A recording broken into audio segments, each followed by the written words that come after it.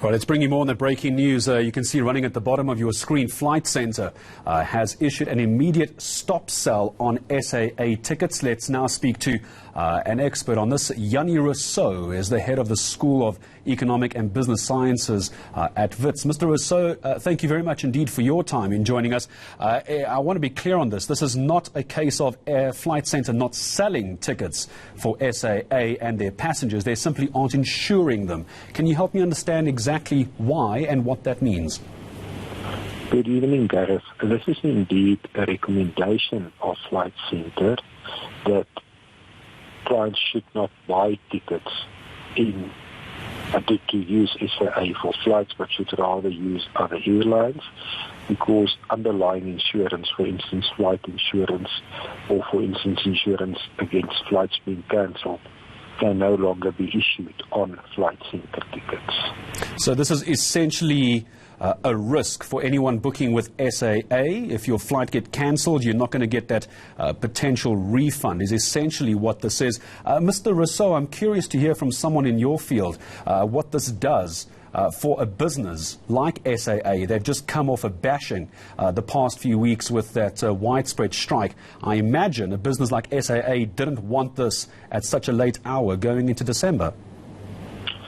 Indeed, this will take away a chunk of SAA business, but more seriously, it raises the question whether other travel agents will continue to sell SAA tickets, or whether similar problems might develop with insurance companies where other travel agents indeed sell SAA tickets. So this is potentially a serious blow to SAA. Flight Centre pulling out from selling SAA tickets, except if clients insist on such tickets. It is already a blow to SAA. We all know the company is in a very weak financial position. I must add that the insurers probably took a view on the risks at SAA. We all know that the Airways has not published financial statements for the last 2 years. So the insurers probably feel that they can no longer assess the risks involved in doing business. Those who will say SAA is an airline that's worth saving, Mr. Rousseau, will say that there's no need for this kind of action, that even before the protest and the strike action that SAA experienced, some would consider them a fairly reliant airline. Why would an insurer now say they are going to suspend this until they've obtained certainty in the market? What kind of certainty would they be looking for? Are they looking for a bailout? Well, at the minimum, the insurance companies would want to see financial statements of SAA to understand its financial position, to see whether it is indeed still a going concern. And secondly, we want to know on which basis SAA keeps on operating.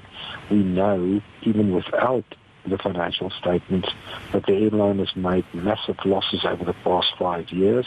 You can see that from the tax accounts of South Africa, namely the size of the bailouts and the guarantees that the South African government had to give to SAA over an extended period of time.